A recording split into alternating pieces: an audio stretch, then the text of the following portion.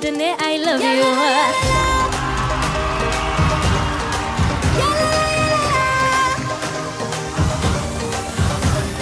Once upon a time, I was looking for a sign. But your mama showed the way, you'll be my guide.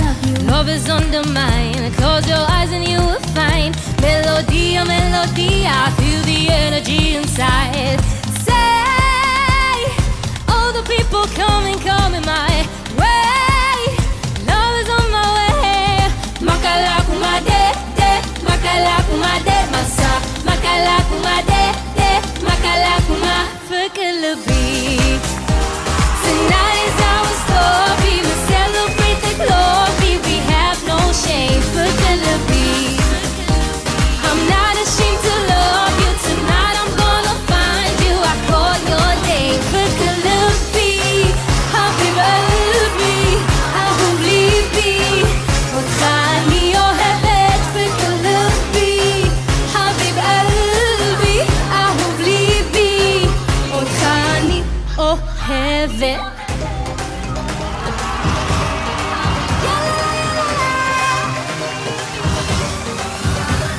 Look at us tonight, color party side to side. Confetti, confetti, falling on us from the sky. Say, all the people coming my way.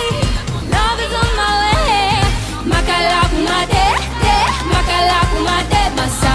Makala kumade, makala kuma, fakalabi. Tonight is our story. We celebrate the glory. We have no shame, fakalabi. I'm not ashamed to love you. Tonight I'm gonna find you. I call your name, fakalabi. Habibi, Habibi, Otani, oh heaven, fakalabi. Habibi, Habibi, Otani, oh heaven. It's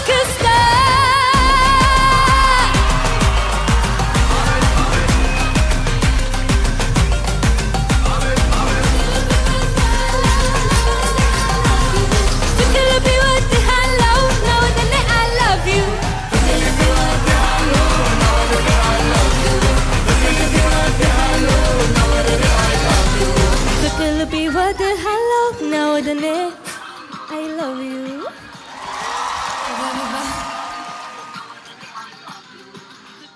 What the hello, now the net, I love you. Now we're in our what again? Oh, you're in our, what clothes are we in? Now we're in our sleepy time. These are definitely our sleepy time clothes, right? Oh, you're in our, what clothes are we in? Now we're in our sleepy time. These are definitely our sleepy time clothes, right? Dress up too. Oh, I know that's your favorite. Okay, let's go. You're in our, what clothes are we in? Ernest, what would you see his favorite clothes? These are definitely our sleepy time clothes, right? Dress up too. Oh, I know that's your favorite. Okay, let's go. You're in our, sleeping every night as queens, right? It's totally the most comfy, and we got to sleep on all our crowns and all our makeup. Earrings. Okay, so this is our book, Tabitha Magoo, Dress Up 2. Do we read this every night? What? Do we read this almost every night? Yeah. Okay, do you want to turn the pages for me? Yeah. This will be great. You ready for story time, everybody? Curl up. Do you need a drink, Zia? Yeah? Here you go. Here's your bedtime. You milky? You're milky, yeah. So, Tabitha and Magoo, Dress Up 2.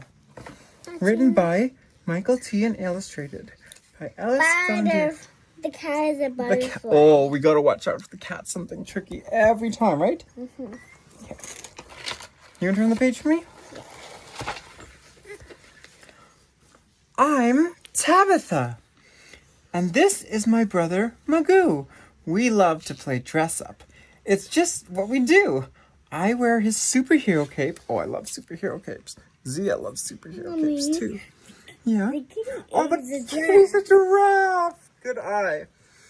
And I wear a superhero cape, mask, and shirt. And he fashions a gown. Ooh, that's a pretty gown for my ruffled pink skirt. Wow. That's a pretty pink skirt and shoes too. We look so splendid. So fierce, so fancy. Mommy. Yeah? That kitty is a turtle. It makes us feel quite promenadering and prancy. Too bad that such dress up is only for play. We most certainly could never go outside this way. Because it has a hole, watch what this can do. Yeah, we never go outside. Why? I'm just kidding. We always go outside in our fabulous clothing. But on one special day, I practiced my powers, and Magoo stumbled about in Mum's heels, high as towers. We laid eyes on a visitor we'd never seen before, a glorious... What page is that? We're on the next page. A glorious, ginormous, fantastic drag queen! Woo! Mommy, what is the kitty? The cat looks like a fish there. And this drag queen looks fabulous.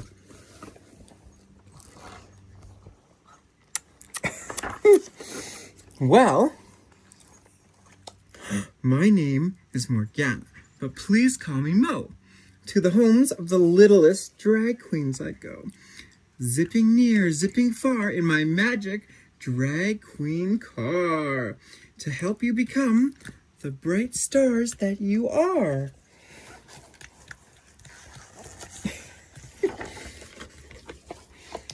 Mo opened her marvelous sparkling bag and pulled out a marvelous sparkling rag. So sad. Because I think she's happy with, that's happy tears. Some people cry when they're happy. Isn't that cool? Now, she said, koala. Oh, nice eye. Now, my dears, it's time for the quiz. Can you please tell Morgana what color this is? Magoo certainly knew. He cried, pink is the hue, and I love it, I do, but I'm supposed to love blue. And he cried, boo hoo hoo.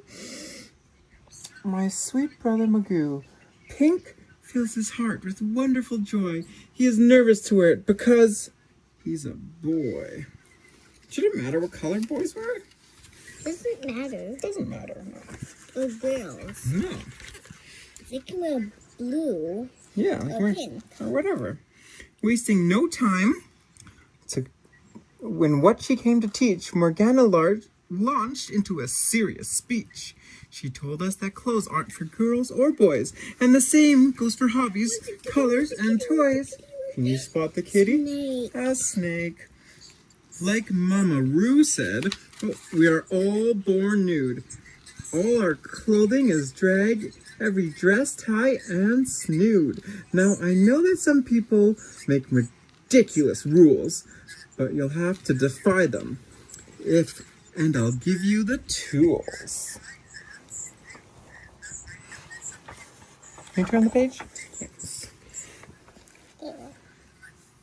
Boys are meant to wear pink, if it fills them with bliss. Anyone who says different, well, you'll have to dismiss. And girls can wear blue and be powerful, too.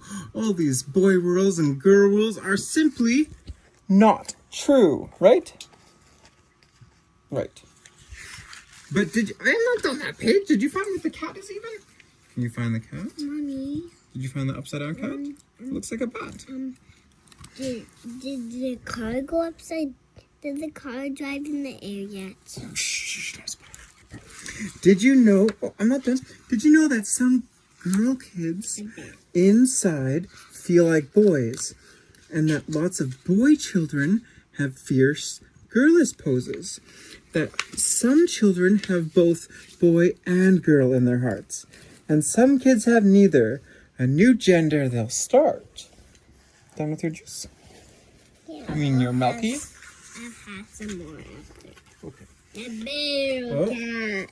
Do you know what that is? I like that sound. That's a A big sound. bear. That's not a bear. Oh, the cat is a bear. Nice eye. You see, my dear children, with gender expression is hampered with rules. It just leads to... Mom, that's a real bear. Yeah. He's Yeah, coming to Is that a real life. bear? I think it's a cat. Okay, well, you see, my dear children, when gender expression is hampered with rules, it just leads to depression. Do you know what depression means? No. Sadness. We must be tired. But when you are given unbridled creation, it leads to playful rainbow liberation. We like rainbows, don't we? Do you like rainbows? See it? Do you like rainbows? Yes. Mommy. Yeah. Yes, my Zia. The kitty is... Well, we're not worried about kitties. We're going to read our story for bedtime, right? Where's the kitty? Oh, the kitty is over there. He's a Touching our kids. snail. He's a snail. So, Magoo, be a princess. Tabitha, be a crime fighter. Bring yourselves, help lift your spirits, shine brighter. And once in your outfits, at home do not cower. Let's show off together at Drag Queen Story Hour. What's up, Queen? What's wrong? This one's caught. Oh no, I hate when my earrings get caught in my clothing. There you go. Maybe we'll sit up instead. Should we set up to finish the story? I think that's a good idea. Okay.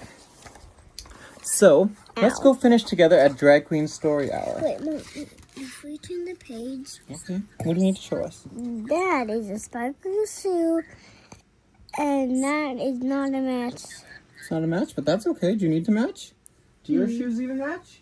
Before you went to bed, weren't you wearing one pink and one purple shoe?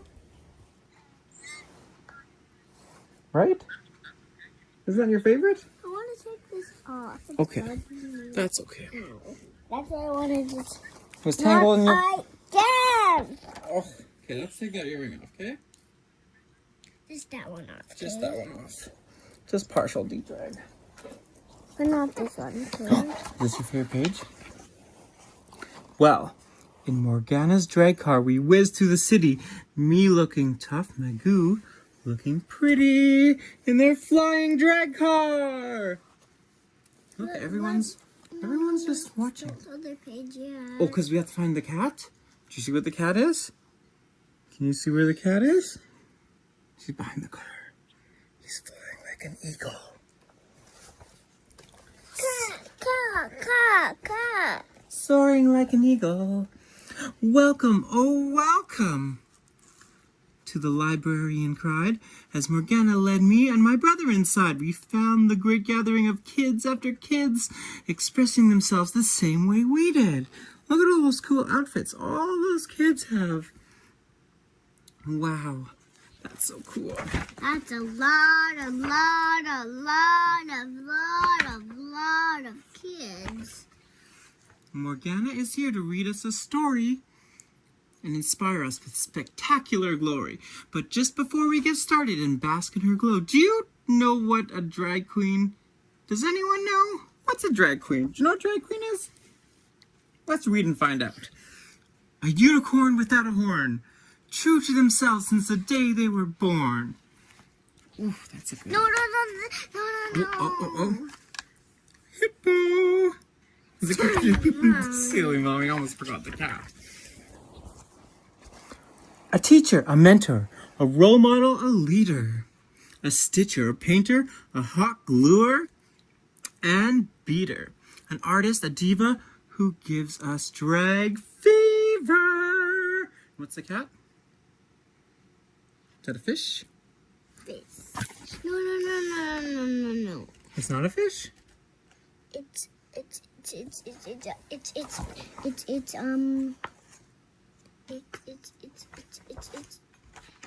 Oh, no, that's a fish. So what's this? That's 10 points for whoever says what this is. and that is a mystery. A seal. I think it's an otter. What do you think, Sia?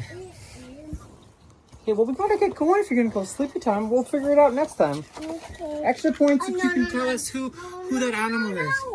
No? That's okay. The book. That's okay. We don't need it. We're messy. Okay. Well, look at all that stuff. There's the fish. A drag queen can show us all to have courage while conjuring elegance from a pile of old rubbish. Totally. Anything. You can make a cool... Did we make an earring out of something old? We just put it together this morning? Totally we did. Now. Whoa, look at all those kids reading. Did you see what the cat is? Crab. A crab, yeah. Wait, turn the paper. Wait, no, I'm gonna read this. Thank you, dear children. I feel quite understood. Now let's start reading these books. A sweet kid called Bailey dreams of 10,000 dreams, while Heather's two mummies clean up her mess. Tango's a penguin with two penguin daddies. Oliver Britton's a star who prevails over baddies.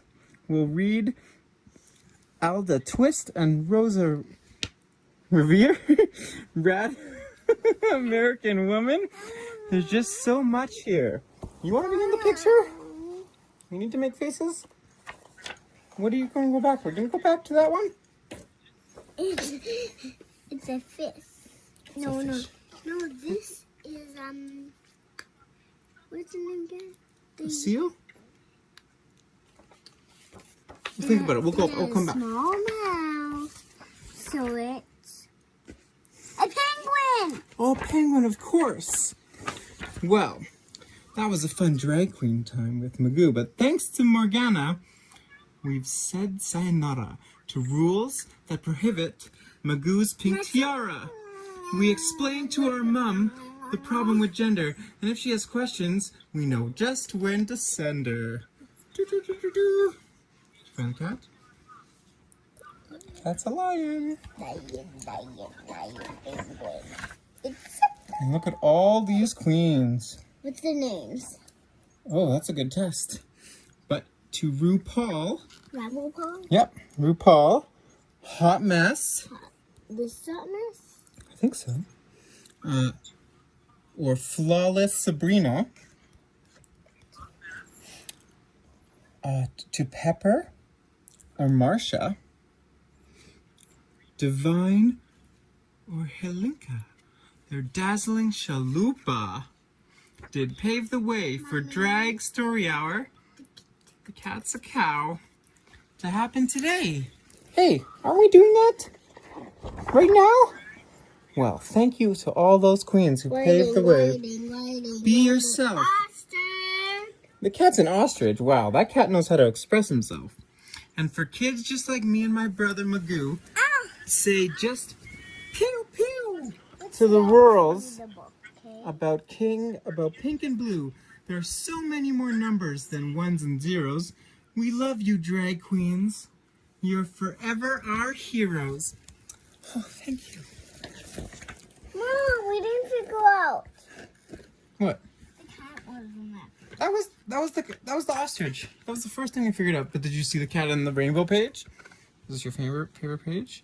Can you see the cat? Well, let me do the rainbow, okay? Okay, well, hurry up. It's almost time for bed. Orange, yellow. Yellow is my two favorites. Yep. And the cat. And the cat's do you know what animal that is? No. It's a chameleon. And this is yellow. What's under yellow? This is green. Green. Purple. Blue and purple, I think. That's okay. The span. Okay, let's time for good night. You ready? No. Oh, of course you're never ready. Get down here. No. For my sleepy time. You gotta go to sleep. Okay, well, until next time. Look at my nighttime. Say good night, Zia. Good night, book. Good night, everybody. Look what it says. Yes, that was a wonderful book. Tabitha Magoo, Dress Up Too. Welcome to Mr. So, the Lion Guard, Roaring Rhythms. Young Kion's family rules the Pride Lands, but keeping the peace can be hard. The roar of the elders is Kion's greatest gift. He leads the new bold Lion Guard. An African Udu is a clay jug played like a drum. Listen to the sound of the Udu. No, the kids do it. Oh, you want to do it? Okay. Yeah, the kids do it. Alright, the kids do it. I just got told. The Lion Guard team is the best of the best, and Beshti the hippo is a star. His might and his muscles can save the day. Beshti is strongest by far. The djembe drum can be small or big, and so can its sound. Oh, it's Brown's turn. No. Yeah, it's your. No, Oh, okay, you can He go gets again. to do 3, I get to do 3. Okay, But there's only 1, 2, 3, 4, 5. 6. 6. And then you'll do Fully and I'll do Oh, we're not there yet. And the parade. Oh, okay. Alright, sit down.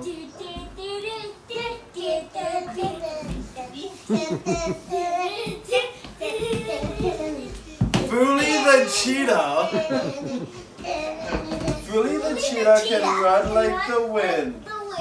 She's a blur and she races on past. When speed is the answer, swift Fully takes off. Haraka, the cheetah is fast.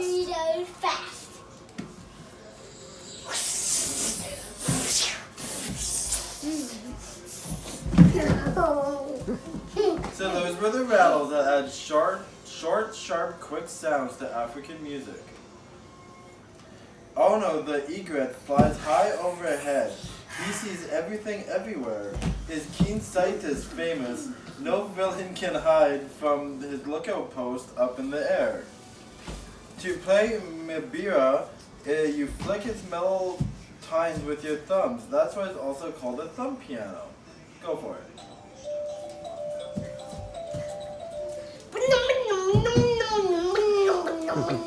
By squeezing the leather cords on the outside of a talking drum, players can change the drum's pitch and make it speak like this. Who wants to hit the drum?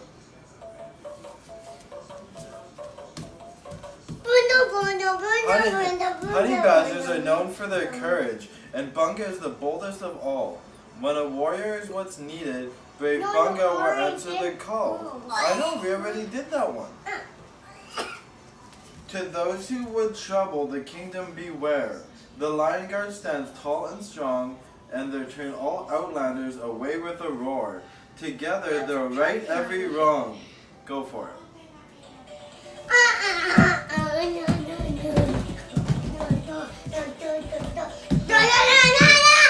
The end.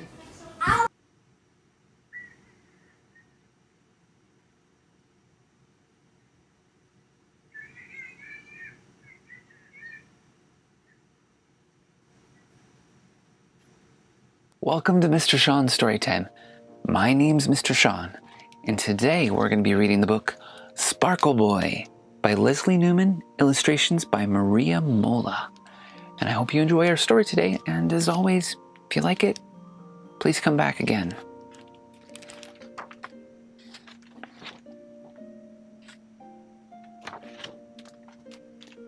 Jessie adored all things shimmery, glittery, and sparkly. "Look at my shimmery skirt," Jessie said to her little brother Casey as she twirled into the living room and her skirt twirled out all around her. Casey looked up from his alphabet blocks. "Ooh, shimmery, shimmery," he said, reaching out his hand. "I want shimmery." Jessie stopped twirling, and her skirt stopped twirling too. "You can't have a shimmery skirt, Casey," she said. "Why?" Casey asked. "'Cause boys don't wear shimmery skirts," said Jessie. "Right, Mama?" Mama thought for a minute. If Casey wants to wear a skirt, Casey can wear a skirt, she said. I don't have a problem with that.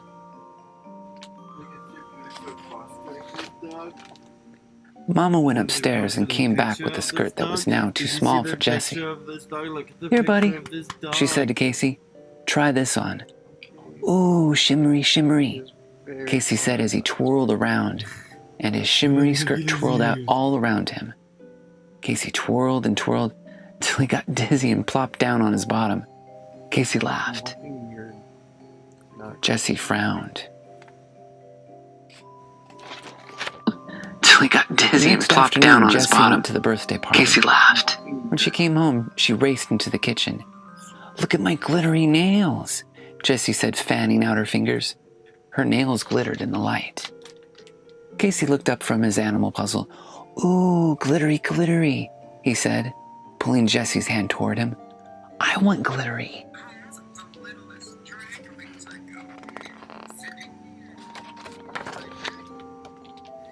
Jessie snatched her hands away. You can't have glittery nails, Casey, she said. Why? Casey asked. Because boys don't wear glittery nail polish, said Jessie. Right, Daddy? Daddy thought for a minute. Most boys don't wear nail polish, she said. But Casey can if he wants to. There's no harm in that.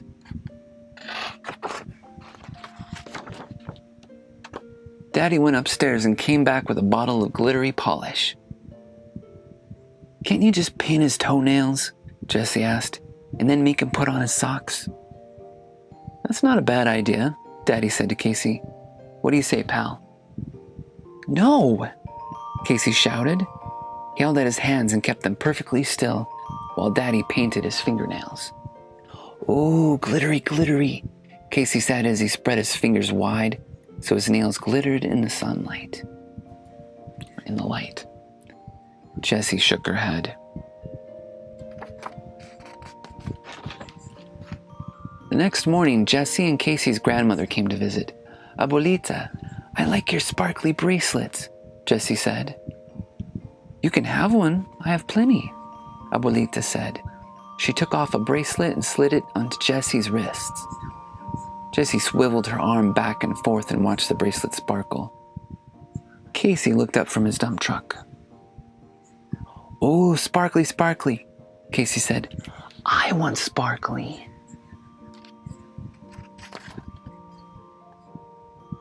How do you think Jessie is gonna react? Jessie hid her arm behind her back. You can't have a sparkly bracelet, Casey, she said. Why? Casey asked. Because boys don't wear sparkly bracelets, said Jessie. Right, Abuelita? Abuelita thought for a minute. I've never seen a boy wear a sparkly bracelet, she said.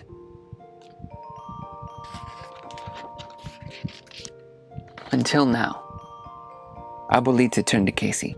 Here's Sparkle Boy, she said. She took off another bracelet and slid it onto Casey's arm. There's no reason why Casey can't wear a bracelet, Jessie. He isn't hurting anyone. Ooh, sparkly, sparkly, Casey said as he swiveled his arm back and forth and watched his bracelet sparkle. Jessie stomped her foot and ran inside. On Saturday, Daddy went grocery shopping, and Mama took Jessie and Casey to the library. Jessie came downstairs wearing her shimmery skirt and sparkly bracelet. Her nails glittered in the light. Soon Mama came downstairs with Casey. He wore a shimmery skirt and a sparkly bracelet. His nails glittered in the light too. Mama, Jessie cried as she thrust her fist into her hips. Why is Casey dressed like that? Because that's how Casey wants to dress, Mama said. But that's not how boys are supposed to dress, said Casey. Casey looks... Well, Jessie said, Casey looks silly. I don't think Casey looks silly, Mama said, smiling at him. I think Casey looks like Casey.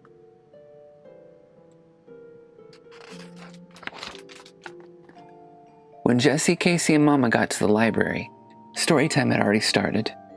They sat in the back to listen. After the librarian finished reading, Mama went to the front desk to check out some books.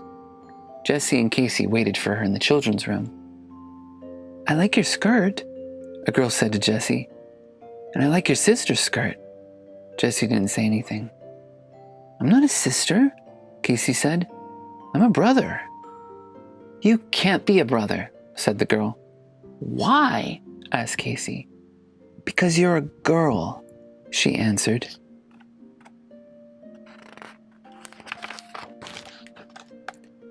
"I'm a boy," said Casey. "You are?" an older boy said. He stared at Casey and then laughed. "Hey, look," he called to his friend. "A boy in a skirt." The boy's friend laughed too. Then he knelt in front of Casey. "Dude," he said, "you can't go around wearing a skirt." "Why?" Casey asked again. "Because you look weird and everyone will laugh at you," said the boy. "Why?" Casey asked. "Because boys don't wear skirts and bracelets and nail polish. Everybody knows that," said the boy. "Right?" he asked, turning to Jessie. Jessie looked at Casey. His face was scrunching up, like it always did right before he started to cry. "Why can't boys wear skirts and bracelets and nail polish?" Jessie asked the boys. "Because," said one of the boys. "That's just the way it is," said the other. "Not anymore," said Jessie as she put her arm around Casey's shoulder. "Come on, little guy," she said. "Let's find Mama and go home." Jessie and Casey adored all things shimmery, glittery, and sparkly.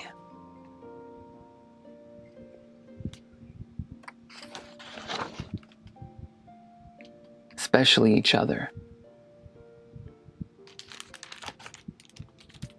I love this book, Sparkle Boy. This book often reminds me of my own daughter. She's 3 years old. We go to the library often. Some days she says, "I want Mama clothes." Some days she says she wants Papa clothes. And she has long hair about down to here, but the days she wears Papa clothes when we go to the library, sometimes the other kids treat her differently. It's strange. She's the same kid. On the days when she's in Papa clothes, all little girls act differently to her. They don't want to play house with her. There's a dollhouse at the library. But the boys are always trying to grab her to play ninja. On the day she has her dress, boys won't talk to her because she has cooties. I think it's kind of silly that sometimes just because of what we're wearing can change how people react to us. Well, maybe next time you go to the library somewhere else, you can think about that too. Maybe you want to play trucks with every kid. Maybe you want to invite every kid around you to play with dolls. Okay, well, it's time again to say goodbye. Thank you for coming to another story time. Story time where I got a bit tongue-tied. Can't read them perfect every time. This is our goodbye song to the tune of London Bridges. It's called Goodbye, Goodbye. And my guitar is still out of tune from my daughter playing it. Goodbye, goodbye, we'll see you soon. See you soon, see you soon. Goodbye, goodbye, we'll see you soon on another day. Goodbye and have a lovely day.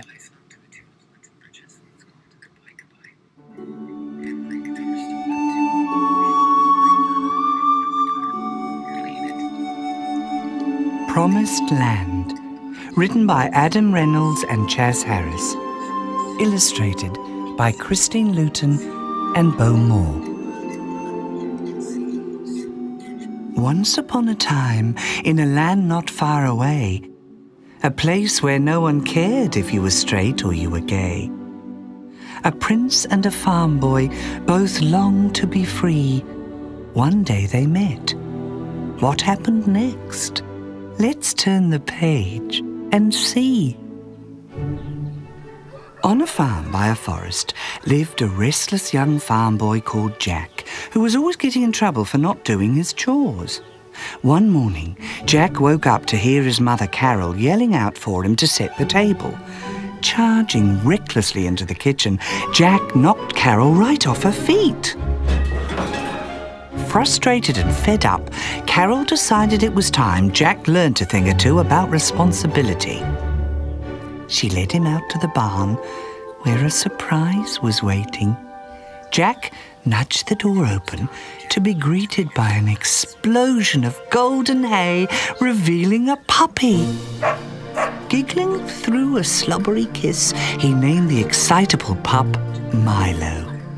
Carol stifled her own laughter, making Jack promise to look after his furry new friend no matter what.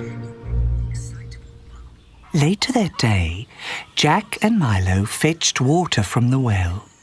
Behind them, the trees began to twist and turn with a life of their own. Milo barked, alerting Jack to an eerie path, a path Jack was sure had not been there moments ago. At its entrance hovered a mysterious glowing blue orb. Milo bolted towards the light as it darted off down the trail. "Milo, wait!" Jack exclaimed as he dropped his bucket and sprinted after him. Deep in the forest, Jack and Milo chased the peculiar light up the trunk of a giant old tree. Though they climbed to the treetops above, the light was nowhere to be found. Instead, in the distance, they had a spectacular view of the palace and kingdom beyond.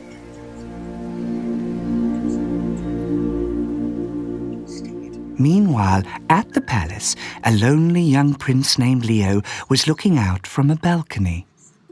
All his life, the prince had admired his mother, Queen Elena, especially her grace with the sword. For this reason, Leo was often caught trying to challenge the queen's guards to a duel. The prince longed for adventure and a friend his own age, but was forbidden to go beyond the palace walls. That evening, like all others before it, Queen Elena came to read her son a story about a brave warrior who died defending a forest. However, on this particular night, their tale was cut short by the arrival of a visitor.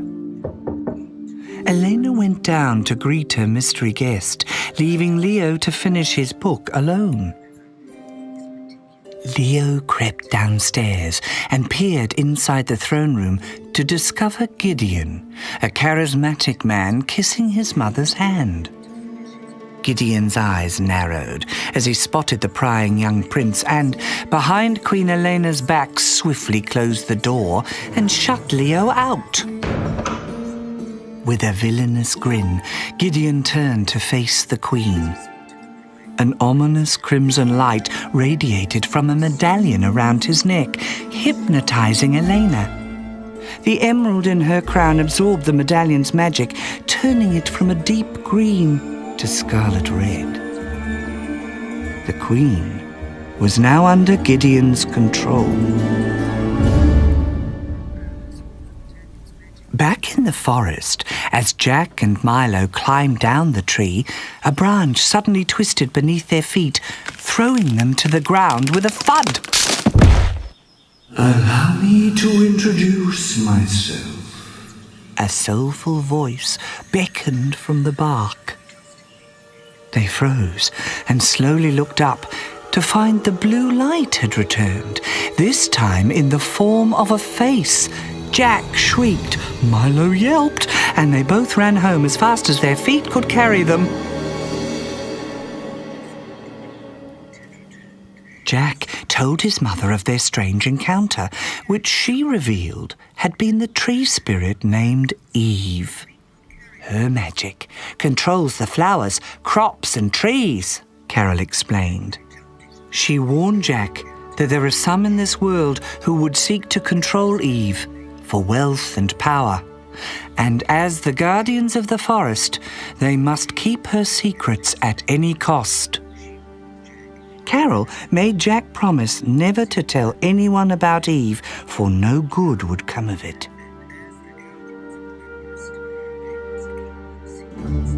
The power of Gideon's spell over the Queen grew stronger by the day. Elena had stopped reading to Leo.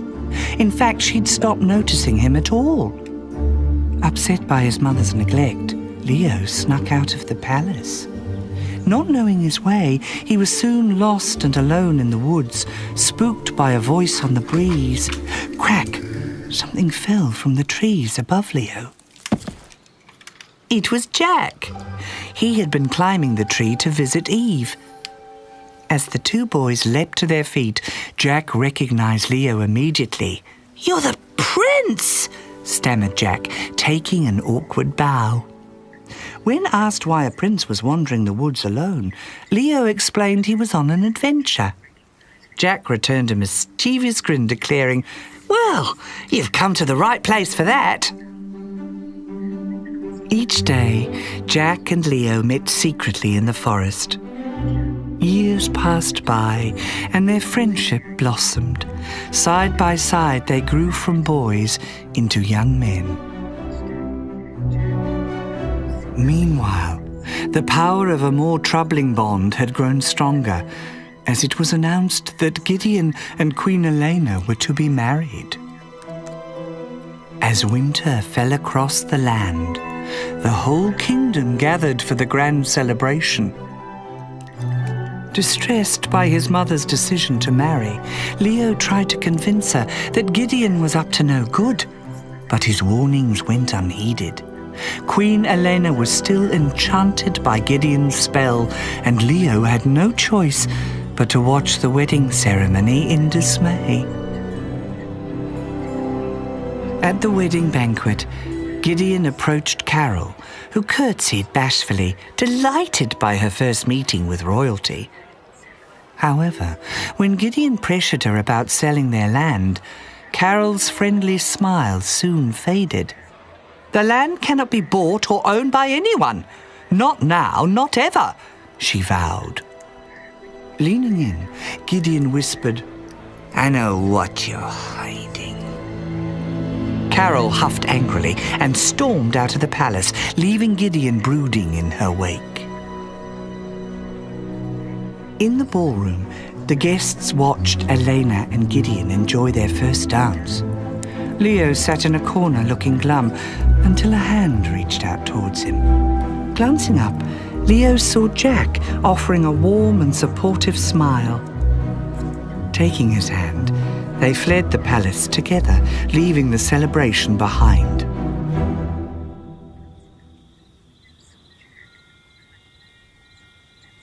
In the forest, Leo told Jack he was more than his best friend. "I feel," he said. Jack felt the same way, but there was one secret he had not yet told Leo. Hesitating a moment, Jack remembered his mother's warning, then called out Eve's name. That night, Eve showed herself to Leo in a spectacular display of fireflies and lights in the sky. As the forest serenaded them, Jack and Leo danced together until dawn. Jack was relieved to have no more secrets between them. The truth about Eve was out. However, trouble was waiting just around the corner. As the sun rose, they made their way to the edge of the forest, where, without warning, Jack was grabbed by the collar. It was Gideon. Guards seized Leo as Gideon turned to Jack with a sneer. "Your mother has until sunset to give me this land. If she doesn't, I'll be back with an army and you'll never see your precious prince again." Jack's face filled with dread as Leo was taken away in a carriage. Racing towards home, Jack ran into Carol, who had been searching the woods for him. He told her of Gideon's plan and professed his feelings for Leo. Unsure how to help Leo and save the land as well, Carol summoned Eve. Appearing through the trees, Eve reassured them. If you care for the land will care for you. Have no fear, help is here, and I know what to do. As night fell, Queen Elena gazed blankly upon Gideon, leading an army of guards out of the palace. Above the forest, a swarm of blue light swirled into the air, forming images in the sky. Eve revealed to Elena all the evil she had been blind to. Gideon had not married her for her heart, but to steal her throne. The queen's eyes flashed blue, and the emerald green of the gem in her crown returned. Gideon's spell was broken. Entering the dungeon, the queen found her son locked behind bars and ordered his release. Leo warned her of Gideon's plan and confided in his mother how he felt for Jack. Elena recognized her own son's love to be true and commanded the guard to fetch her horse. Gideon and the army marched steadily through the forest towards the farm. Around them, the trees and roots began to bend and shift, luring them into a trap. The trees whomped and the vines slithered, entangling the guards until they could no longer move. Devious as ever, Gideon managed to slip past with a few guards in tow. Reaching the farm, Gideon gave one last chance for surrender, but Carol refused to give in. The guard seized Carol and Jack as Gideon growled, "If you won't leave by choice, then I'll make you." Gideon took his torch and lit the farmhouse on fire. From the blazing building, Jack heard a frantic bark. Milo was trapped inside. Wrestling himself free, Jack rushed into the burning house as Carol watched on in panic. Galloping hooves announced the arrival of the Queen and her son. Fearing for Jack's life, Leo leapt from the horse and sprinted inside after him. Elena confronted Gideon, ordering him to surrender or pay with his life. Outraged, Gideon hissed, "Who are you to dare threaten me?" The blade of Elena's sword glistened in the moonlight as she drew it and roared, "I am your queen." Unsure which side to take, the guards watched in confusion as Gideon and Queen Elena fought. Seeing her chance, Carol pleaded for their help to put out the growing inferno. The guards formed a line from the well, passing buckets of water to dampen the flames before it was too late. Fire licked the walls inside the house as Leo reached Jack and Milo. Above them, a wooden beam fell and blocked their only way out. Flames closed in, forcing them upstairs and into Jack's room, where Milo barked and ran straight to the window. Throwing it open, Jack and Leo surveyed the snow-covered ground far below. Jack hesitated until Leo offered his hand. Holding on to each other, they stepped out onto the ledge, counted to 3, and jumped. Moving with the grace of a swan, the Queen fought Gideon across the surface of the frozen river, soon pinning him to the ice.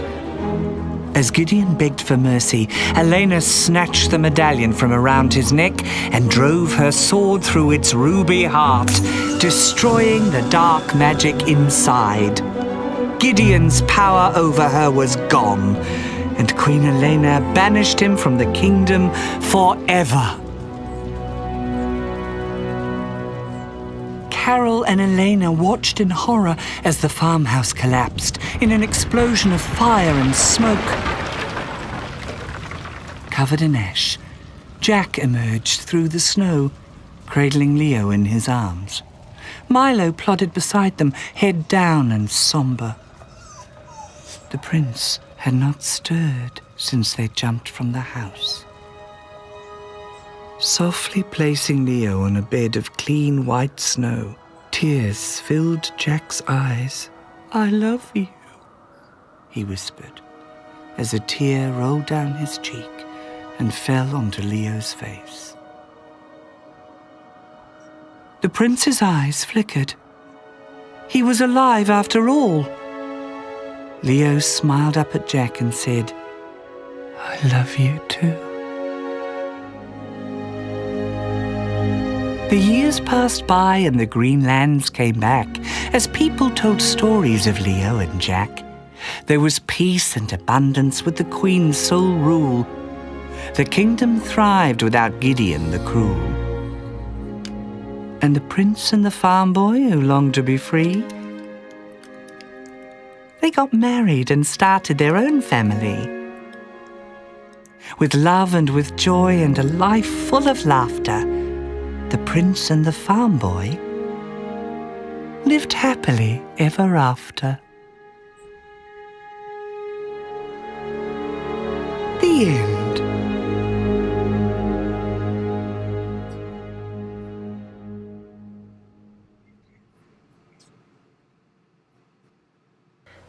And Tango Makes Three, Richardson and Peter Parnell. Illustrated by Henry Cole. Read by Erica. The special thing about this story is that it is true.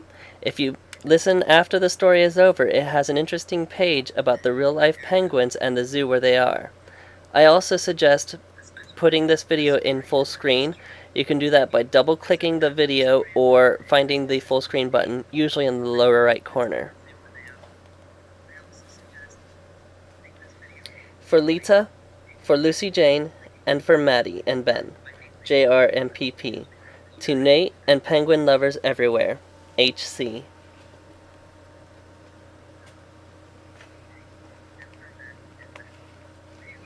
In the middle of New York City, there is a great big park called Central Park.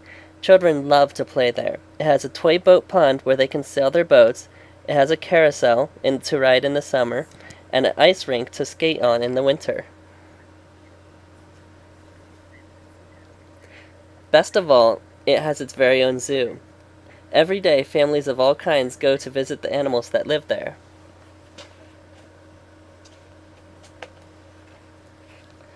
But children and their parents aren't the only families at the zoo. The animals make families of their own. There are red panda bear families with mothers and fathers and furry red panda bear cubs. There are monkey dads and monkey moms raising noisy monkey babies. There are toad families and toucan families and cotton-top tamarin families too.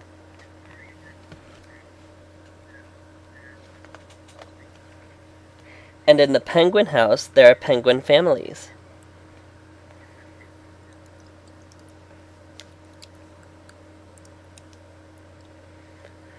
Every year, at the very same time, the girl penguins start noticing the boy penguins, and the boy penguins start noticing the girls. When the right girl and the right boy find each other, they become a couple.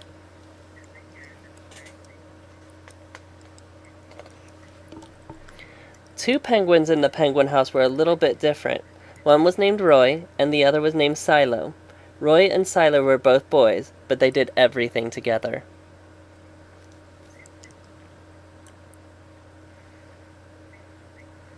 They bowed to each other, and walked together. They sang to each other, and swam together. Wherever Roy went, Silo went too. They didn't spend much time with the girl penguins, and the girl penguins didn't spend much time with them. Instead, Roy and Silo wound their necks around each other. Their keeper, Mr. Gramsey, noticed the two penguins and thought to himself, they must be in love.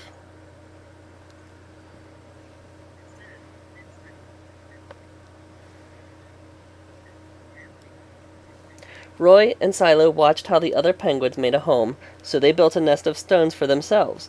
Every night, Roy and Silo slept together, just like the other penguin couples.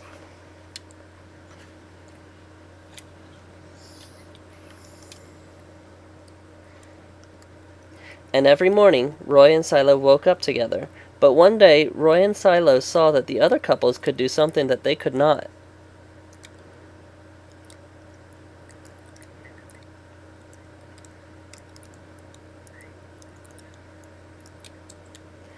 The mama penguin would lay an egg. She and the papa penguin would take turns keeping the egg warm until finally it would hatch, and then there would be a baby penguin.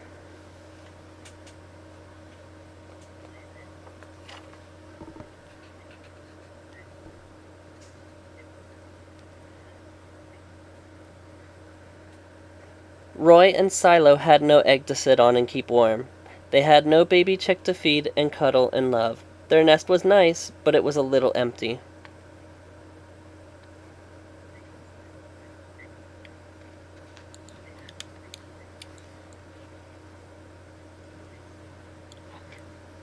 One day, Roy found something that looked like what the other penguins were hatching, and he brought it to their nest. It was only a rock. But Silo carefully sat on it, and sat,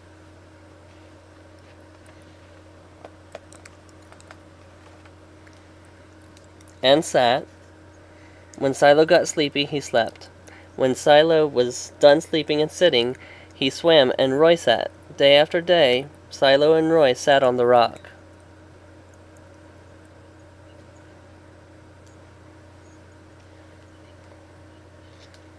But nothing happened.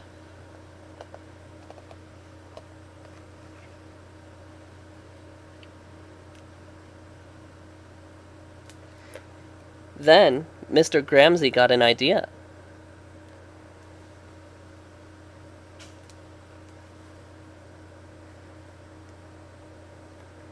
He found an egg that needed to be cared for, and he brought it to Roy and Silo's nest.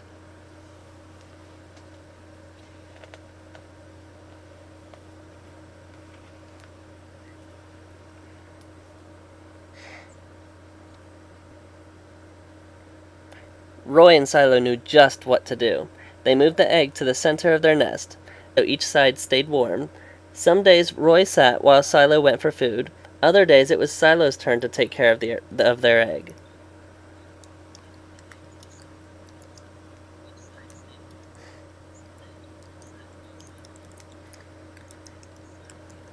They sat in the morning, and they sat at night. They sat through lunchtime, and swim time, and supper. They sat at the beginning of the month, and they sat at the end of the month, and they sat all of the days in between.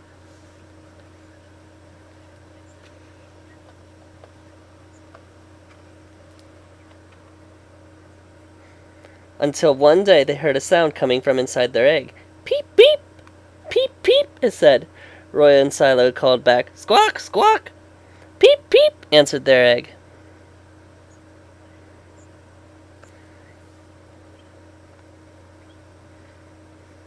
Suddenly, a tiny hole appeared in the egg's shell, and then...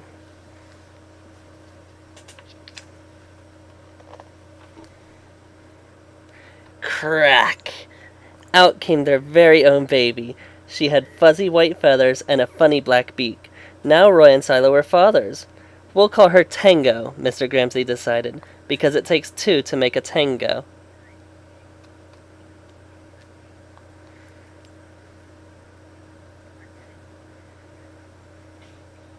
Roy and Silo taught Tango how to sing for them when she was hungry. They fed her food from their beaks. They snuggled her in their nest at night. Tango was the very first penguin in the zoo to have two daddies.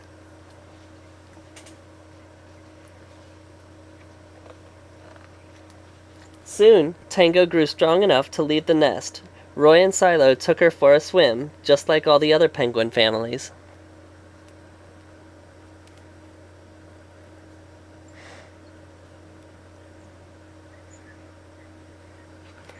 And all the children who came to the zoo could see Tango and her two fathers playing in the penguin house with the other penguins.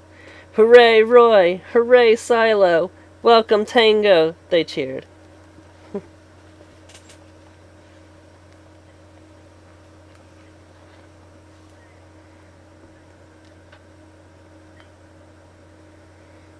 At night, the three penguins returned to their nest.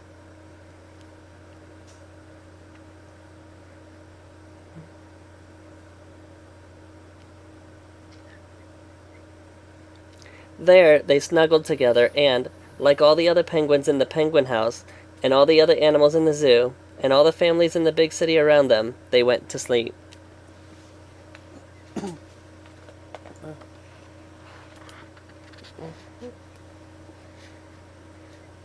All of the events in this story are true. Roy and Silo are called chinstrap, line of black feathers that loops under their beaks, as if to hold a hat in place. Side by side in Central Park Zoo, they discovered each other in 1998, and they have been a couple ever since. Tango, their only chick, was born from an egg laid by another penguin couple. That couple had often hatched eggs of their own, but they had never been able to care for more than one at a time. In 2000, when Betty laid 2 fertile eggs, Rob Gramsey decided to give Roy, Silo, and one of those eggs a chance to become a family. If you go to the Central Park Zoo, you can see Tango and her parents splashing about in the penguin house along with their friends including Nipper, Squawk, Charlie,